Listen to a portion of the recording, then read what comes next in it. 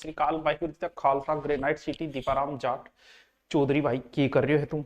चलो आ जाओ भाई आ जाओ चौधरी आ जा पढ़ांगा आप बहुत कर लिया आप चौधर अब पढ़ांगा आ जाओ। हाँ जी सभी को नमस्कार। वाल्मीकि कवि माँ की जन्मभूमि से प्रणाम। तारानगर किसकी जन्मभूमि है? जिसकी भी है प्रणाम।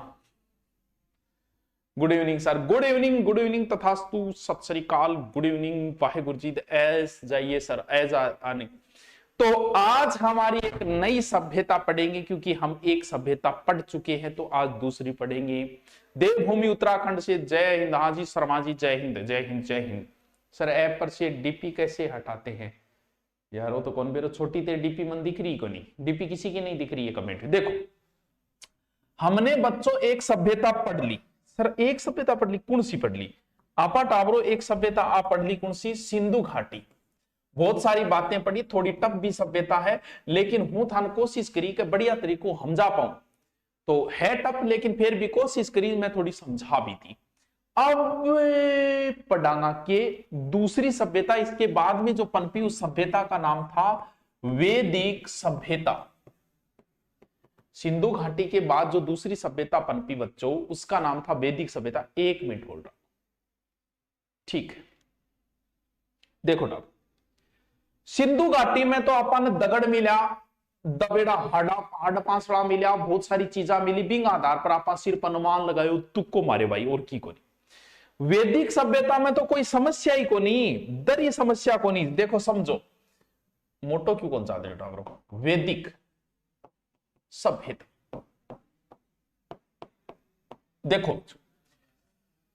पहले तो समय देखा कि जैसे ही सिंधु घाटी समाप्त हुई वैदिक सभ्यता पनपी यानी वो 1700 के लमसम। अब समाप्त होने में कोई एक साल थोड़ी एक ही मिनट में थोड़ी तुल लीजिए सगड़े आग थोड़ी लगानी है तो थोड़ा टाइम लागे। तो अब 1500 शुरू हो गए 600 ईसा पूर्व तक चाली।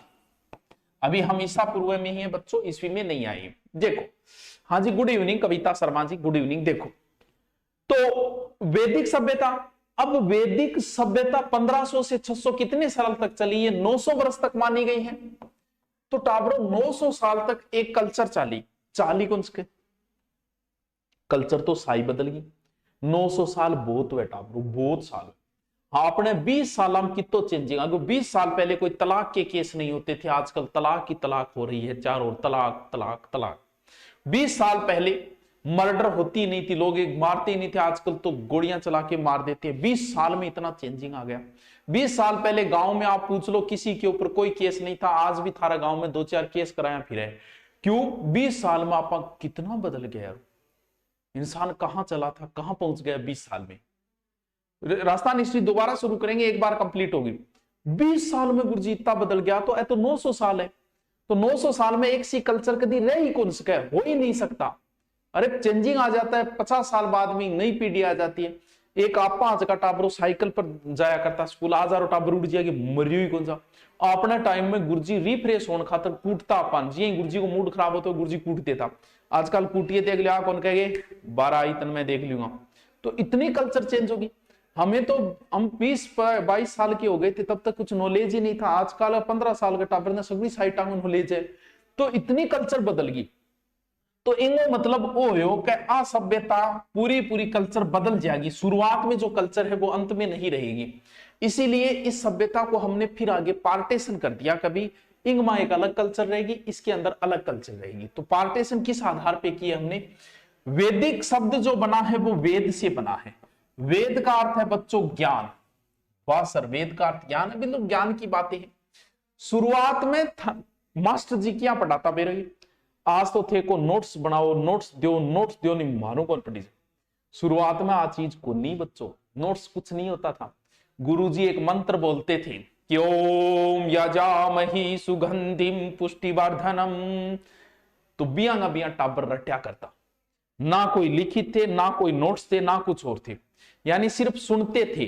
तो शुरुआत में जो वेद थे वो सिर्फ सुने जाते थे इसीलिए इन्हें श्रुति साहित्य कहा जाता है या संहिता कहा जाता है।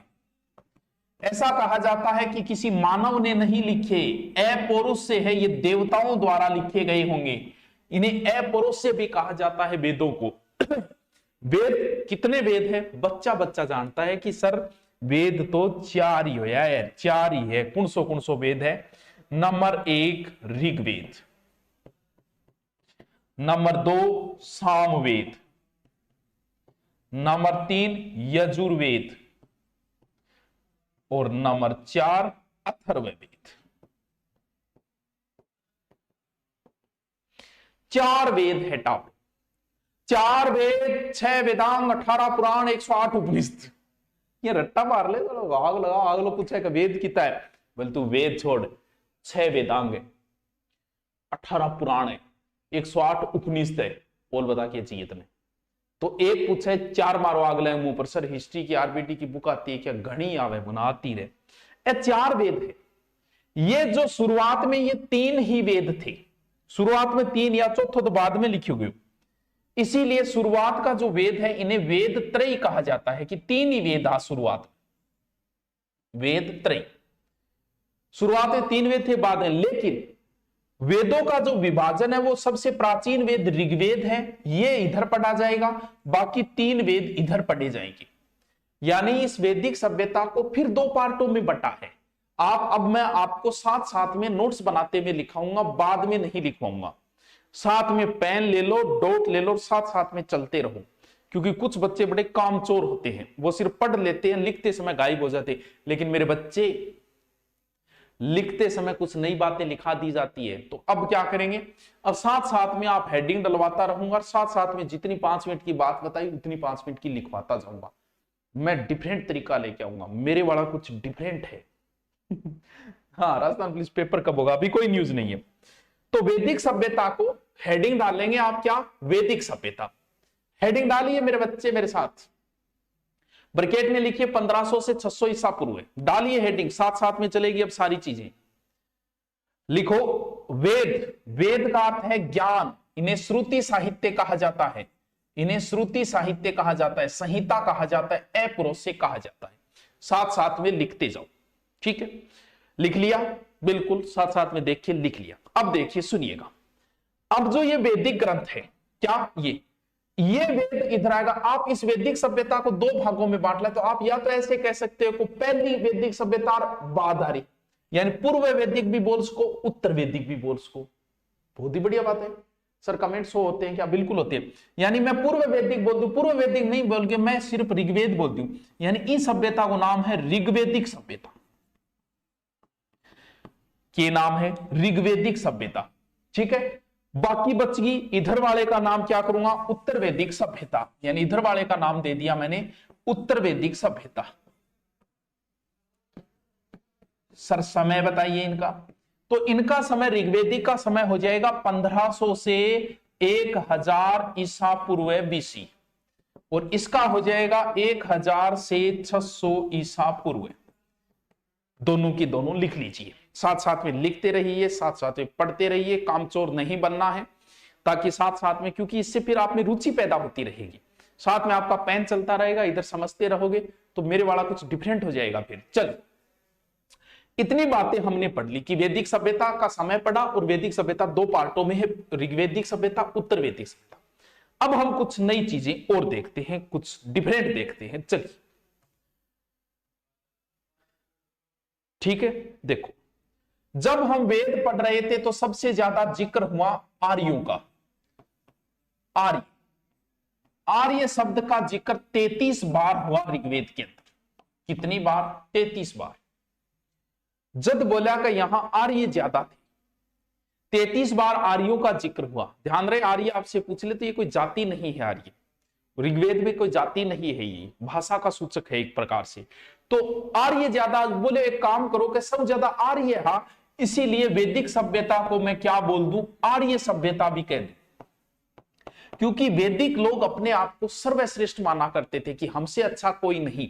हिटलर स्वयं को कहता था कि मैं आर्य हूं, क्योंकि आर्य का अर्थ ही श्रेष्ठ है। हे आर्य पुरुष, जैसे मैं आपसे कहूं कि हे आर्य पुत्र, यानी श्रेष्ठ व्यक्ति क्या पुत्र। तो ध्यान रहे, वैदिक सभ्यता में आर्य शब्द 33 बार आया। जो चीज ज्यादा है हम वही कल्चर बोलेंगे। पंजाब में सिख ज्यादा है तो तुम पंजाब की कल्चर कह दो या सिख कल्चर कह दो, क्या फर्क पड़ता है, बात तो एक ही घूम फिर के। तो भाई बात है तो हम इसे आर्य सभ्यता भी कह सकते हैं। वैदिक सभ्यता का दूसरा नाम है आर्य सभ्यता।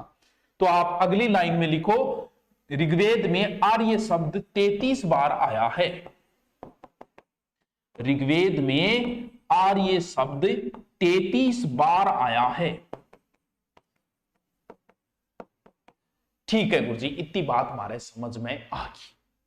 सबसे पहले वैदिक सभ्यता, सबसे पहले समय, ये वेद है, वेद का अर्थ ज्ञान होता है, आर्य का अर्थ श्रेष्ठ होता है। वेदों को श्रुति साहित्य संहिता या अपौरुषेय भी कहा जाता है। ऋग्वेद में आर्य शब्द 33 बार आए, इसलिए हमने मान लिया कि उस समय आर्य ज्यादा थी। चलो अब आपा जिक्र कौन सो करना है कि किन्नू आया, किया आया, के आया। ये बात पर टाबरो बहुत बड़ी लड़ाई है। विद्वान एक दूसरे का मुक्का मारन लाग रहे हैं, क्योंकि एक विद्वान तो कई यूरोप में आया, एक विद्वान का अंटार्कटिका में आया, एक विद्वान का मध्य एशिया में आया, एक विद्वान का भारतीय। लेकिन आपा शुद्ध भारतीय हम लोग आज, जैसे आपकी कोई भी जाति होगी, जिस भी जाति से हो, आप अपनी जाति के प्रति एक अलग भाव रखोगे।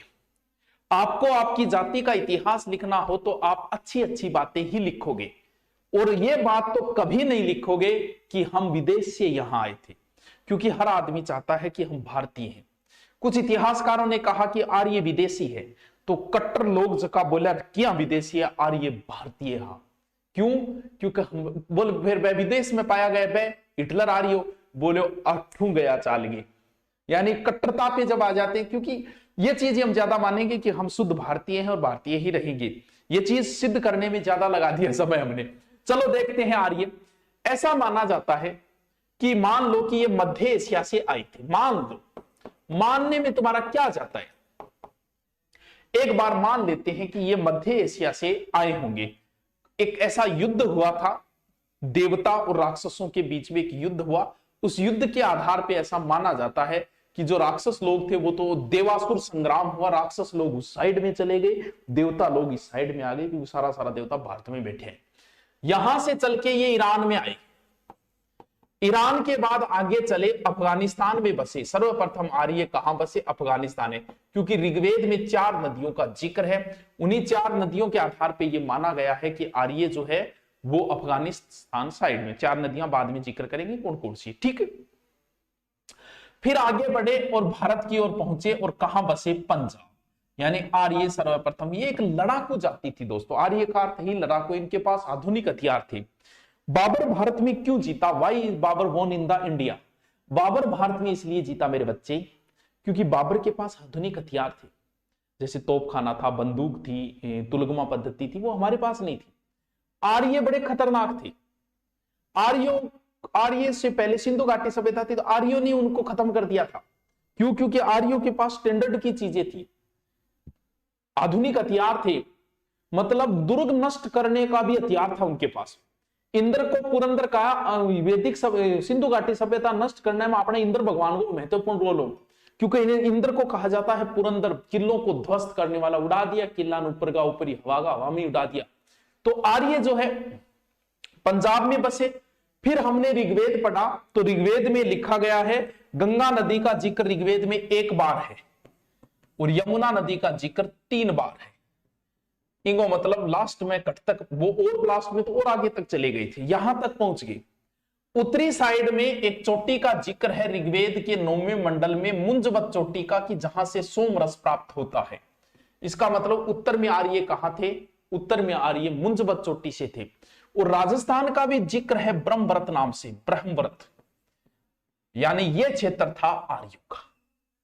क्यों? क्योंकि वेद पढ़ा तो जिक्र हो, गंगा नदी को जिक्र करियो, जदी अपन बेरो चालो भाई गंगा नदी तक आ रही है, हाँ, फिर यमुना नदी तक, हाँ, तो टाबरो आशीर्वाद दे दो, ले मुना आशीर्वाद ले, तथास्तु, जुग जुग जियो, बढ़िया सी सुनी सी बीननी आओ, बीननी आते तुरंत 2 बढ़िया बढ़िया टाबरो जो, नौकरी लाग जा, पेंशन लागू होगी, मजा कर, और बता क्या आशीर्वाद चाहिए तने, हुमा नाज।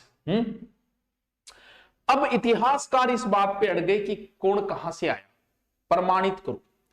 अब देखो क्या क्या याद रखना है। कुछ इतिहासकार कहते हैं कि ऑस्ट्रिया से आए थे। कौन कहता है? पी चाइल्ड कहता है ऑस्ट्रिया और हंगरी से आए थे। पी चाइल्ड कोई जरूरी को नहीं, याद रखो तो रख लो। हिटलर अपने को कहता था कि आर्य हूं मैं, जर्मन से आया, बताया गया पेन का पेनका और हर्ट ये कहता है। एक इतिहासकार कहता है कि डेन्यूब नदी क्षेत्र में आए थे, ये भी कोई जरूरी नहीं है याद करो, मैन याद किस किस को करना है। देखिए मध्य एशिया का सिद्धांत ज्यादा प्रचलित है। मध्य एशिया से आया हुआ आर्यों को बताता है मैक्स मूलर। मैक्स मूलर कहता है कि आर्य मध्य एशिया से आए थे, तो याद रहे जो मैं से मैक्स मूलर, मैं से मध्य एशिया। हाँ, कश्मीर की एक नदी का जिक्र है मरूदवृदा, मैक्स मूलर ठीक है। तिलक क्या कहते हैं अपने, तिलक कहते हैं कि आर्य जो है वो उत्तरी ध्रुव से आए थे, आर्कटिक से। तिलक गटकाटी जाए ऊपरी ऊपर, ऊपर कौन सो भाग व उत्तर, याद रह जाएगा बाल गंगाधर तिलक के उत्तरी ध्रुव। वह के आधार पर कहो, क्योंकि ऋग्वेदों में लिखा है कि 6 महीने की दिन और 6 महीने की रात, इसका मतलब उन लोगों को नॉलेज था कि 6 महीने दिन 6 महीने रात है, इसका मतलब वो वहीं से आए होंगे तिलक। फिर अपने दयानंद सरस्वती जी ने सिद्धांत दिया था, कौन सा, उन्होंने तो आर्य समाज की स्थापना की, श्रेष्ठ समाज है वो। ये कहते हैं कि तिब्बत से आए, यानी ये एशिया महाद्वीप के अंदर लेके आ गए आर्यों को, कि एशिया में उत्पत्ति हुई इनकी। एक मिनट सॉरी सत्य, इतना सिद्धांत समझ में आया। फिर एक सिद्धांत है सप्त सेंधव प्रदेश, यानी सिंधु और उसकी 7 नदियों के आसपास। यह सिद्धांत दिया है अविनाश चंद्र और संपूर्णानंद ने, अविनाश चंद्र और संपूर्णानंद ने। भगवान सारे के सारे भारत में है, भगवान दास गिडवानी कहता है कि आर्य भारतीय थे। तो इस प्रकार के कई सिद्धांत हैं, ये सिद्धांत थोड़े से याद रखने पड़ेंगे, इंपॉर्टेंट सिद्धांत है। यानी मैन कौन सा याद रखोगे, मध्य एशिया मैक्स मूलर, भगवान भारतीय थे, भारतीय मानता है। ऐप में सब अच्छा हुआ है लेकिन डाउनलोड वीडियो मिटाने का ऑप्शन नहीं। अच्छा ये बात है, डाउनलोड ऑप्शन नहीं है। दीपाराम जाट आपने हमें सूचित किया, हम आगे सूचित करेंगे। तिलक उत्तर में निकले उत्तरी ध्रुव है, सरस्वती जी के तिब्बत, और सब छेंदव प्रदेश अविनाश और संपूर्णानंद क्या मानते, सब छेंदव प्रदेश। देखो किन गयो, एक अभिलेख है, कौन सा, बोगाज कोई अभिलेख, बोगाज कोई अभिलेख कहां मिला, तुर्की में। ये अभिलेख में बा देवता का वर्णन है, जगह अपना है ऋग्वेद देवता का वर्णन है। ये अभिलेख के अंदर कौन सो देवता, इंद्र है, मित्र है, वरुण है और नास्ते है। इसी सिद्धांत से ये माना गया, क्योंकि आर्यों के बारे में लिखित सिद्धांत ज्यादा नहीं मिले, कौन से अभिलेख वगैरह ज्यादा नहीं मिले, उनके लिए तो कौन सी चीजें मिली है, वेद ही मिल गई। रिटर्न ऑफ आर्याज बुक, बिल्कुल रिटर्न ऑफ आर्याज बुक है। तो ये बांगाजोई जो है उसके आधार पर माना है कि मध्य एशिया से आर्य आए थे। अब जितना पढ़ा है उतना तुरंत लिखो, फिर आगे समझेंगे, समझेंगे पढ़ेंगे, समझेंगे पढ़ेंगे, तभी तो आगे बढ़ेंगे। लिखिए आर्यों का क्षेत्र,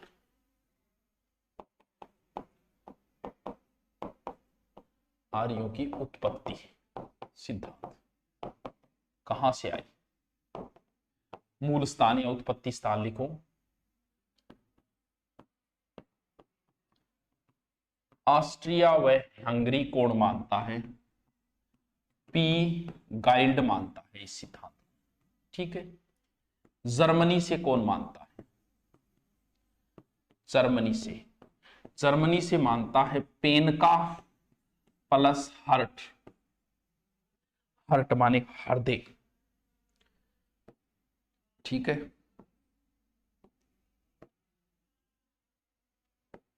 ठीक है, फिर हो जाएगा डेन्यूब नदी,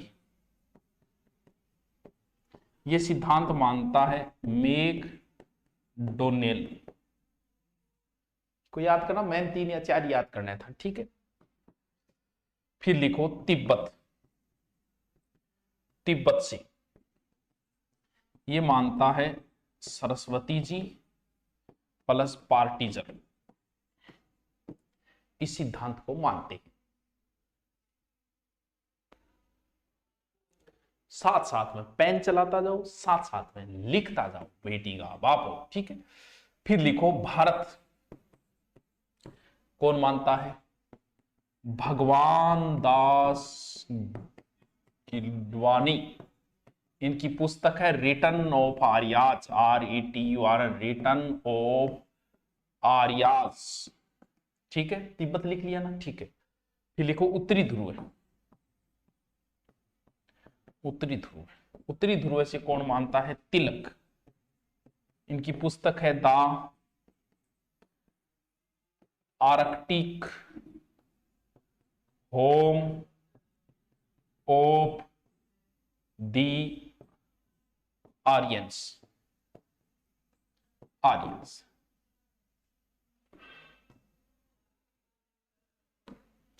फिर है मैक्स मुलर, मैक्स मुलर। अच्छा, मैक्स मुलर पहले लिख दियोगे। मध्य एशिया, इससे कौन मानता है? मैक्स मुलर प्लस जे जी रोड्स, ये दो लोग मानते। ठीक, अभी कोई कंफर्म नहीं है अभी कब होगा। चलो आगे देखते। वो एक अभिलेख तो लिख लो यार, क्या पता कोई पूछ ही ले, ज्यादा कुछ मिला ही नहीं है। बोगाज कोई अभिलेख, अभिलेख तुर्की में,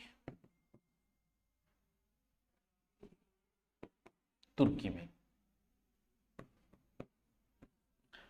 इस अभिलेख में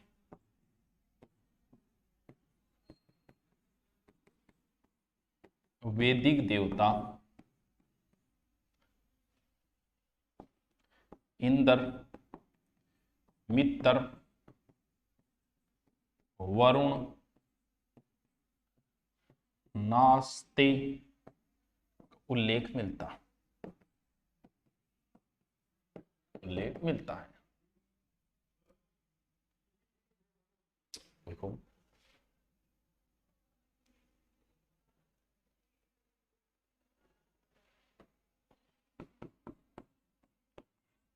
आर्य सर्वप्रथम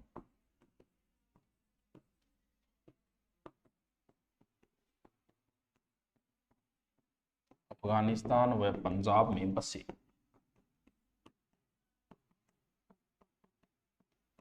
बसे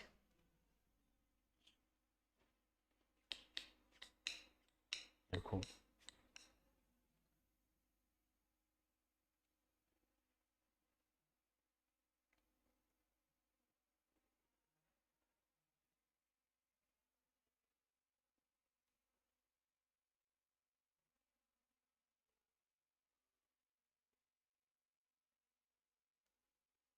लिखो लिखो।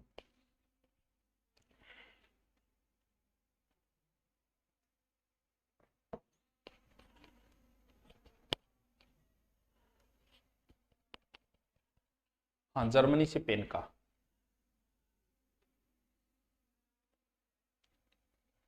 एक लिखो, एक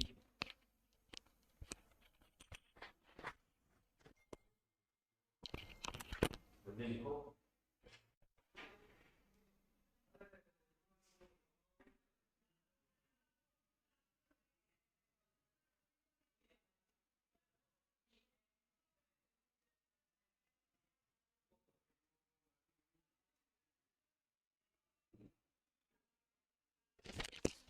चलो आगे करें। चल, हाँ। देखो बच्चों,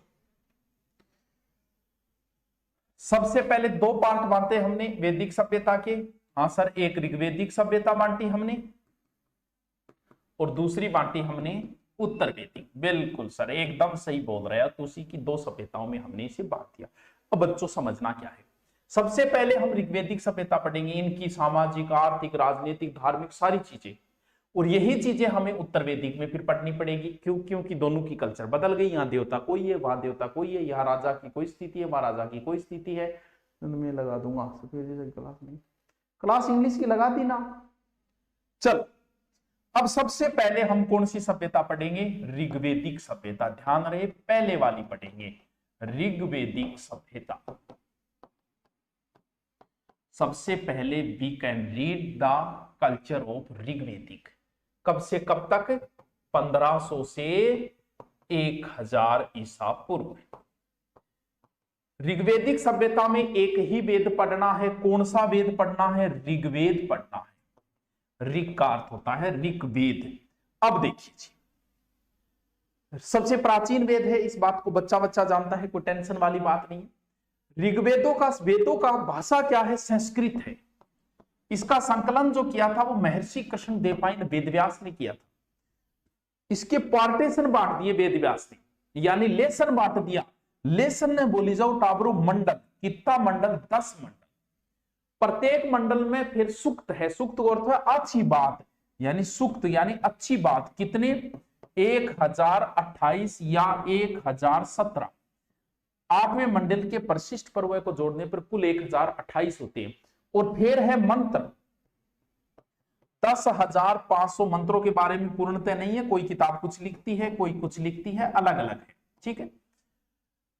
ऋग्वेद के अंदर 10 मंडल, 1028 सूक्त, 10,580 मंत्र, 10 28 80, 10 28 80, 10 28 80, 10 28 80। क्यों को नहीं याद है बताओ?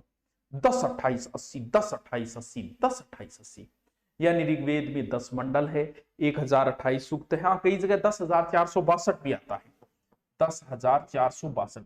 10 मंडल, 1028 सूक्त, 10,580 मंत्र, वासव, 10 28 80, 10 28 80, 10 28 80। बताओ ये को नहीं आता? यहाँ मतलब आग लगा दी मार्केट में, यहाँ याद करना सर, कल से क्लास नहीं आ रही। हिमाज नाज किस में नहीं आ रही? हो सकता है आपका सिलेबस पूरा हो गया होगा इसलिए नहीं आ रही होगी। लिपि ब्रह्मी है, भाषा सहस करते। चलिए आगे की ओर चलते, तो हेडिंग डालते जाओ ऋग्वेदिक सभ्यता, साथ साथ में हेडिंग डालते जाओ ऋग्वेदिक सभ्यता। समय लिखो ब्रैकेट में 1500 से 1000 ईस्वी, ऋग्वेदिक सभ्यता 1500 से 1000 ईस्वी, ठीक है। हेडिंग डालो ऋग्वेद, हेडिंग डालो ऋग्वेद, हेडिंग डालो ऋग्वेद। लिखो सबसे प्राचीन वेद, सबसे प्राचीन वेद। वेदों की भाषा संस्कृत व लिपि ब्रह्मी है, वेदों की भाषा संस्कृत व लिपि ब्रह्मी है। मंत्रों को ऋचा कहा जाता है। वेदों की भाषा व लिपि संस्कृत है, नहीं लिपि ब्रह्मी है, भाषा संस्कृत है। वेदों का संकलन महर्षि कृष्ण देवपायन वेदव्यास ने किया था। बहुत सारे वेदव्यास हुए, कोई एक वेदव्यास नहीं हुआ, ध्यान रहे। अलग अलग युगों में अवतार होते रहे, लेकिन सब वेदव्यास ही होकर और इनका संकलन बता दिया गया। महर्षि कृष्ण देवपायन वेदव्यास। लिखो ऋग्वेद में लिखो मंडल 10, मंडल 10, सूक्त 1028 या 1017। 1017 ब्रैकेट में और कंफ्यूज दूर करना चाहते हो लिख दो। 8वें मंडल के परिशिष्ट पर्व पर जोड़ने पर कुल 1028 होती है, वरना 1017 ये दोबारा रिपीट हो जाते हैं इसलिए।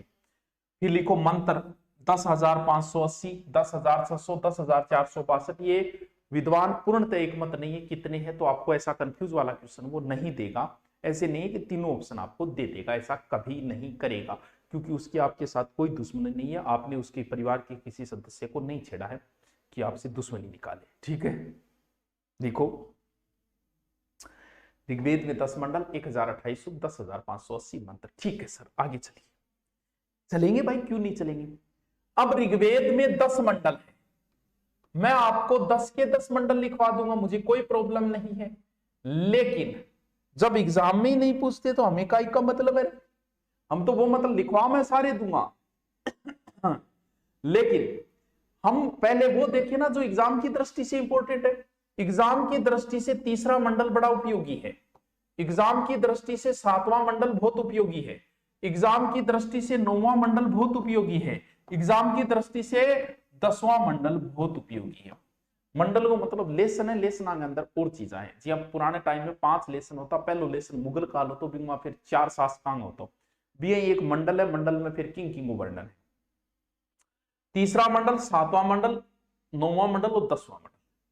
गायत्री में कितना शब्द है सर? गायत्री में 3 शब्द है। तो गायत्री जो मंत्र है वो ऋग्वेद के तीसरे मंडल के अंदर है। ओम बड़ा ही पवित्र मंत्र है, दुनिया का सबसे शक्तिशाली शब्द है ओम।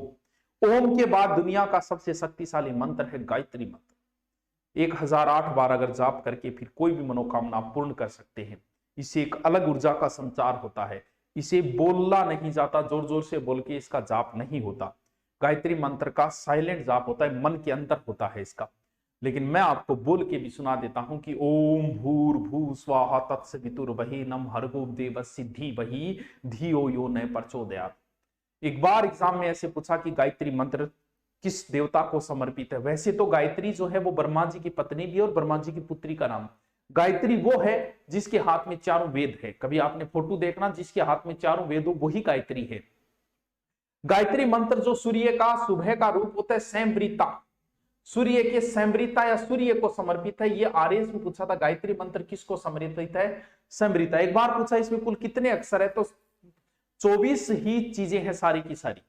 इस दुनिया में 24 देवता बताए गए हैं, इस दुनिया में 24 सिद्धियां बताई गई है, और ऐसा कहते हैं कि इसमें टोटल कितने अक्षर है गायत्री मंत्र में, 24 अक्षर बताए गए हैं गायत्री मंत्र में। तो गायत्री मंत्र आराम से याद करें। अब आपसे पूछेगा कि ये विश्वामित्र ने गायत्री मंत्र का सिद्धि की थी, क्यों की थी? इसलिए की थी कि आर्य एक जाति थी, और जो आर्य नहीं थे उन्हें अनार्य कहा गया है। यानी आर्य हो गए, श्रेष्ठ हो गए, और जो श्रेष्ठ नहीं थे अनार्यों की परिभाषा दी गई है ऋग्वेद में, कि जिनका नाक चपटा है वो अनार्य है, जो व्रत नहीं रखते वो अनार्य है, यानी और ये देवताओं को नहीं मानते हैं अनार्य, और क्या क्या करते हैं, ये गलत भाषा बोलते हैं वो अनार्य। ऐसी परिभाषा दी गई है अनार्यों की। अच्छा, सेकंड ग्रेड करवा दिया हम नाच, कोई बात नहीं, करवा दिया, ठीक है, करवा दिया। तो अनार्यों को आर्य बनाने के लिए ही विश्वामित्र ने इस मंत्र को गढ़ा था। किसको? गायत्री मंत्र को। वाह सर, क्या बात है। लिखो, सबसे पहले लिखो तीसरा मंडल, और बाद में देखेंगे, लिखेंगे तो लिख लेंगे, वरना कोई जरूरी नहीं है। लिखो, लिखो तीसरा मंडल, 10 मंडल, फिर लिखो तीसरा मंडल विश्वामित्र को समर्पित।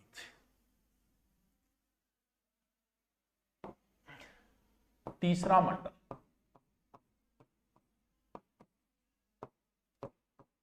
तीसरा मंडल लिखो विश्वामित्र को समर्पित।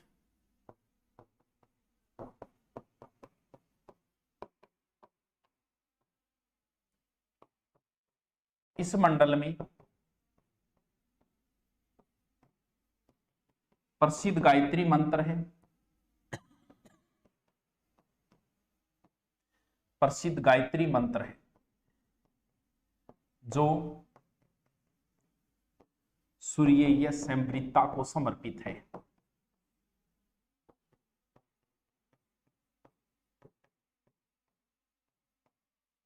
लिखो, हाँ B9 में करवा दे।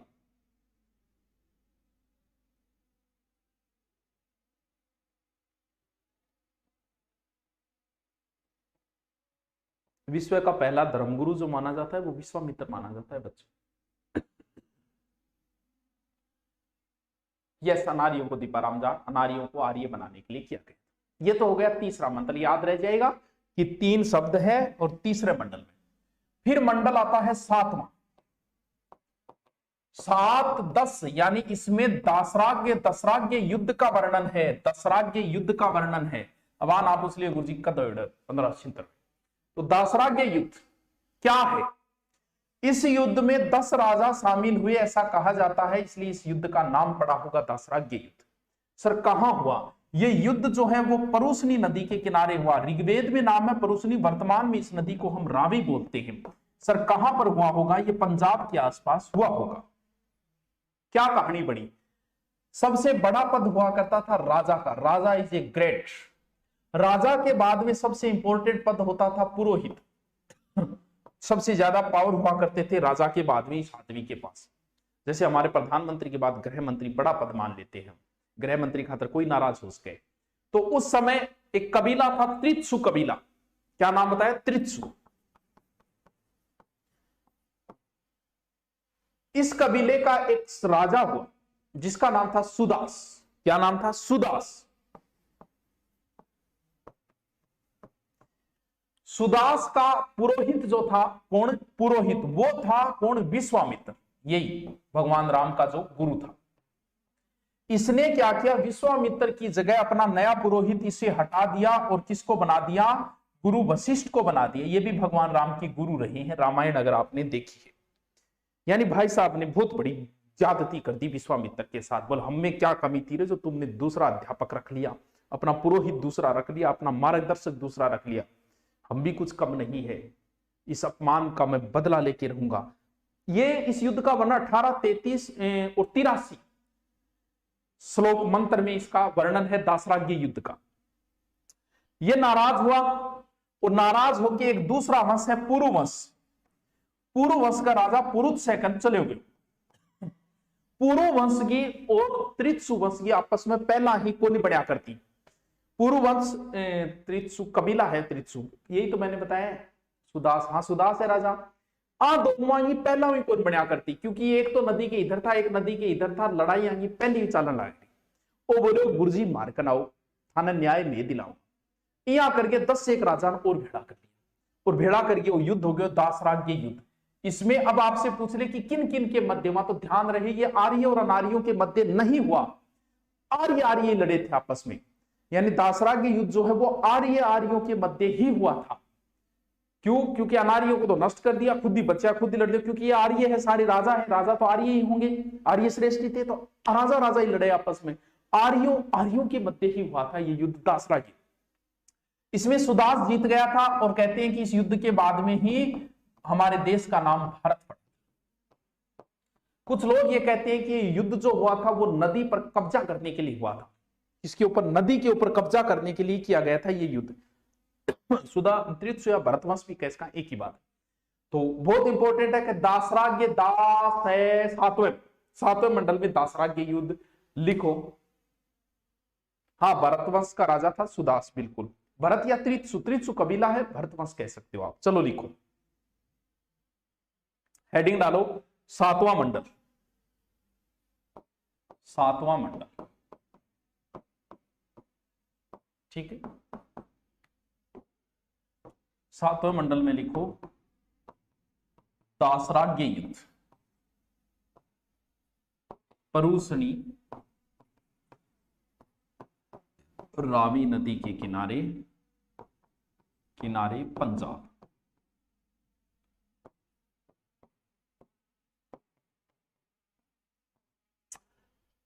पंजाब चली जाऊंगी, महाराष्ट्र चली जाऊंगी, ठीक है। लिखो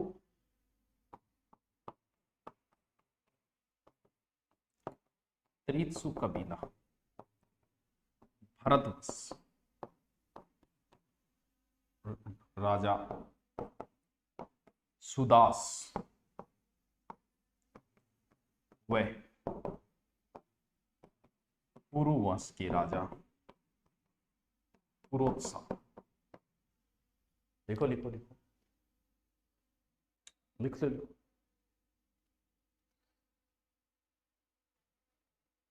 के मध्य हुआ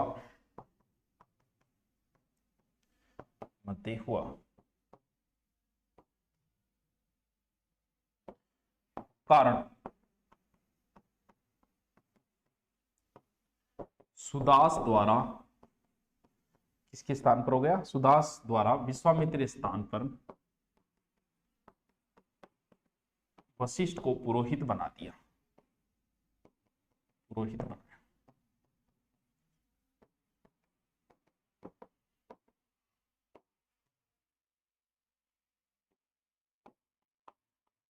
युद्ध आर्यों के मध्य हुआ, आर्यों मध्य हुआ। 3 अनार्य कबीलों ने भाग जरूर लिया था, लेकिन वो एक गौण तरीके से थे, हेल्पिंग वर्ग की तरह थे वो। लिखो 3 अनार्य कबीलों ने भाग लिया।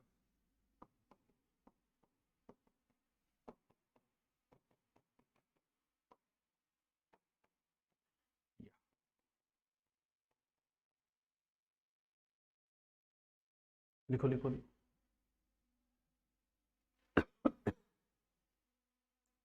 जल्दी लिखो कि टाइम हो गया, 51 मिनट होगी, पूरी होना रही। लिखो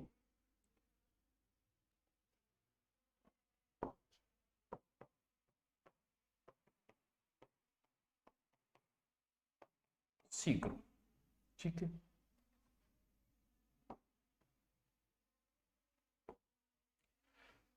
फिर कलर चेंज करो, कर तो लियो रे। लिखो